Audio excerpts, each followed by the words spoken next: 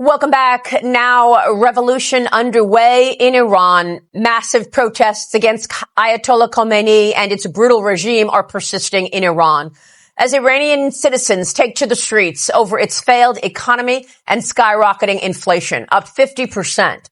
Food prices surging more than 70%. President Trump has warned Khomeini there will be severe consequences if protesters are killed. But the Wall Street Journal is reporting that Iran is threatening to strike U.S. military bases in the Middle East if the U.S. tries to take down the Iranian regime. Here's the president on Friday. Iran's in big trouble. It looks to me that the people are taking over certain cities that nobody thought were really possible. I've made the statement very strongly that if they start killing people like they have in the past, we will get involved. We'll be hitting them very hard where it hurts. As protesters ramped up on Thursday, the Ayatollah dug in by cutting all internet service and international calls inside the country. The internet has been out for 60 hours so far, with Iranian officials also trying to jam up Elon Musk's Skylink to further isolate the country. As protesters have heeded the call from my next guest, the exiled Crown Prince of Iran, His Royal Highness Reza Pahlavi, called on the people to mobilize and take to the streets against the authoritarian government. Demonstrators calling for Pahlavi to return and to lead Iran. Pahlavi's father, Mohammad Reza Pahlavi, was Shah of Iran from 1941 until 1979, overseeing key modernization initiatives in the country with close ties to both the United States and to Israel, until the extremists and the terrorists overwhelmed the monarchy, forcing the Shah and his wife, Empress Farah Pahlavi, to flee and the Ayatollah to return from exile. Iran then shifted overnight from a U.S. allied monarchy to an anti-Western Islamic regime, soon to become the largest state sponsor of terrorism, funding Hezbollah and Hamas, among other groups. President Trump and Secretary of State Marco Rubio posting this weekend on social media that the U.S. stands with the people of Iran, with the president writing this is not the Obama administration when it comes to standing up to the Iranians, Ayatollah and his religious Nazi henchmen, and standing behind the people of Iran protesting for a better life. The president retweeted that tweet from Lindsey Graham, who will be joining me momentarily. To the regime leadership, Graham wrote, "Your brutality against the great people of Iran will not go unchallenged." Join me now in this Sunday Morning Futures exclusive. In the middle of these calls to return to power and free the people is His Royal Highness, the exiled Crown Prince of Iran, Reza Pahlavi. Your Highness, thank you so much for being here this morning. Good morning, Maria. We have seen other times when the people have risen up, but it feels different this time. You called for the people to mobilize for 2 straight nights this week. Does it feel different? Assess for us what is taking place this weekend in Iran. Maria, to put it into perspective, in the last 48 hours, Iranians have suffered more casualties than America did after the 9/11 attack. This is a moment that is defining. Despite being completely cut off from the world, internet shutdown, and for a regime that is massacring its own people, this is an opportunity to liberate that nation. Remember, the same thugs that hate America also hate their own people. And this is an opportunity to help a nation that starves for liberty, that starts to be rejoined with the free world, and to have the same relationship that we had with America before this revolution occurred, to liberate ourselves and come back to the fold and contribute to world peace and stability regionally and beyond. Now, Your Highness, you have called for the opportunity to become the transitional leader. You've said many times with me on this program, you are hoping to be a transitional leader. What is your plan in that transition? What would the first 100 days look like? Because we know that these protests are economic in nature. They are about food and life and democracy second. Maria, I'm a fighter pilot. I've trained all my life for exactly this moment, and people are calling on me to step in and lead this transition. I'm here to lead and help our nation go through that transition.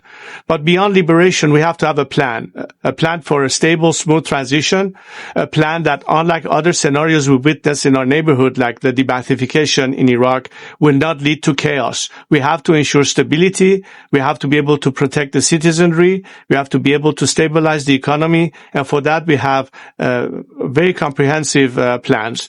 I'm helped by numbers of economists, scientists, jurists, and specialists in every field, so we can, in fact, address all of these issues the moment the opportunity comes. More importantly is what we're doing right now. As you can see, people are still fighting despite this crackdown. They hope that there will be assistance in protecting them from further bloodshed. I've called upon further strikes, and that's beginning to unfold. We're beginning to see more and more defections, which is very important as part of the transition. So all of this is at play as we speak. You have tweeted directly at President Trump, and you have a message for President Trump. What is that message, sir? Mr. President, you have already established your legacy as a man committed to peace and fighting evil forces. There is a reason why people in Iran are renaming streets after your name. They know that you are totally opposite to Barack Obama or Joe Biden. They know that you're not going to throw them under the bus as they have had before. This is why they believe that this time they are empowered by the hope that you have their back. Your words of solidarity with the Iranian people and your administration has had tremendous positive effect. Let's hope that we can permanently seal this legacy by liberating Iran so that we and you can make Iran great again. Let's partner on this and have a better future for our countries and for our people. This is an opportunity that has presented itself. I'm prepared to return to Iran at the first possible opportunity. I'm already planning on that and the transition team. We hope only that the Iranian people this time will be victorious, and they will be, because I know that Iranians are prepared to die for this cause, and so am I. We're doing everything we can, and I think it's not just for us as Iranians, it's for the whole world. Iranians are prepared to sacrifice not just for themselves, but to make sure that all the evil that has been brought by this regime from the time it came to power dissipates, and we can finally breathe in an atmosphere of tranquility, good relationship with our neighbors, with the Israelis, with our Arab neighbors, and the rest of the world. And this will happen because, unlike this regime, this is the commitment of a nation. Are you willing to make the commitment to free and fair elections after the transition? Sir, how long are you expecting a transition to take, and what happens then?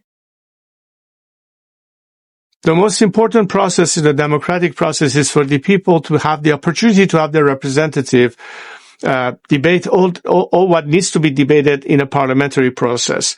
My job is to lead this transition, to make sure that no stone is left unturned, that in full transparency people have an opportunity to elect their leaders freely and to decide their own future. Under international observation, we will know that this will be fair and fair elections. I am committed to that. That has always been my objective. But it is important that we have a good process established so the world understand, and the people of Iran, most importantly, understand exactly this time how we're going to achieve that. Unlike what happened 47 years ago, where nobody really had a clue what it would mean to have what Khomeini planned for Iran. And by the time they woke up to it, it was too late. This time we cannot afford not to be clear on the alternative. I think the alternative is clear. The people have spoken. They have their trust in me, and I've stepped in at their request to provide them with that process. I'm committed to that, and I will do everything that I can to ensure that we end up with a democratic alternative in Iran. So how long do you expect the transition to take? We have to try to do it as soon as possible. Realistically speaking, it could take a couple of years because a lot of things need to happen and people need to be able to organize themselves, the right structures and everything. So it's a process that shouldn't take longer than that. And it all depends on how successful we are in implementing the immediate short-term needs that will stabilize the country. All of that will have an impact on how quickly we can address that issue and bring the transition period to a minimum amount of time possible. The Trump administration a week ago went into Venezuela and extracted the leader there, Maduro. And do you believe that incident galvanized the people in Iran? Look, every time countries are liberated anywhere in the world, it's a positive message of encouragement to other nations that are still gripping up with unwanted systems and regimes. It's a message of solidarity across the world. People were empowered when they saw the success of Nelson Mandela in South Africa or the success of Lech Walesa in Poland and so on and so forth. And in this case, our Venezuelan friends who have the same optic and vision of a tomorrow liberated Iran, because unlike the connection of Caracas, Tehran under these two regimes, they can understand that democratic nations will be the best partners possible. I'm happy for the Venezuelan people. I think the Iranian people get encouraged by that. And that's why I think the commitment to help the Iranian people in their liberation is not just, as I said, for the best interests of the Iranian people, but it is also in the best interest of the world and particularly the United States of America. And would you be willing to actually run in a potential election? I mean, you just said you were a fighter pilot. You were trained in the United States. Are you willing to take off the uniform after a transition and say, yes, I am going to run in an election and we will see who the people decide is their next leader? As I said, I'm here to lead, but the choice is that of the people. My job right now is to make sure that we achieve that transition, that as an honest arbiter, I'm a unifying force. That's why they're calling my name, because they have their trust in me. It's a huge responsibility that I intend to carry out to the best of my ability. Your Highness, there is an issue about the Chinese Communist Party as part of this story as well. The Chinese finalized a deal back in 2021 to acquire ports in Iran. Are there plans to try to separate from the Chinese Communist Party? How do you see that playing out? Look, Maria, this regime, out of weakness, have offered far too many concessions, whether to Russia or to China. We don't believe that the future of Iran has to be antagonistic to Russian or Chinese interests. We just don't want to have unfair, imposed, imbalanced arrangements. Most of these arrangements have been unfair and balanced, and it's basically dividing our country in our national interests. So long as we can defend our national interests, we are prepared to deal with any bloc, so long as it's based on fair trade. And I think this is an element that will obviously be an issue of discussion in Parliament and future governments in Iran as we determine our foreign policy and relationship with the whole world. So you think that could be part of the conversation, trying to get the CCP out of owning those ports?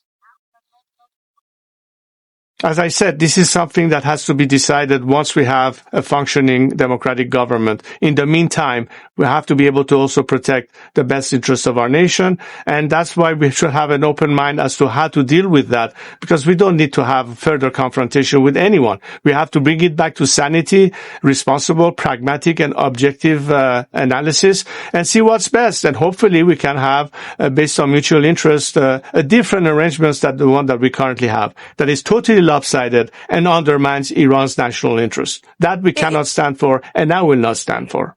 Yeah, and this story is so enormous to actually think about the idea of potential freedom and a free Iran. I don't see a lot of the international media covering it, like the BBC, for example. What is your take on the media's role here?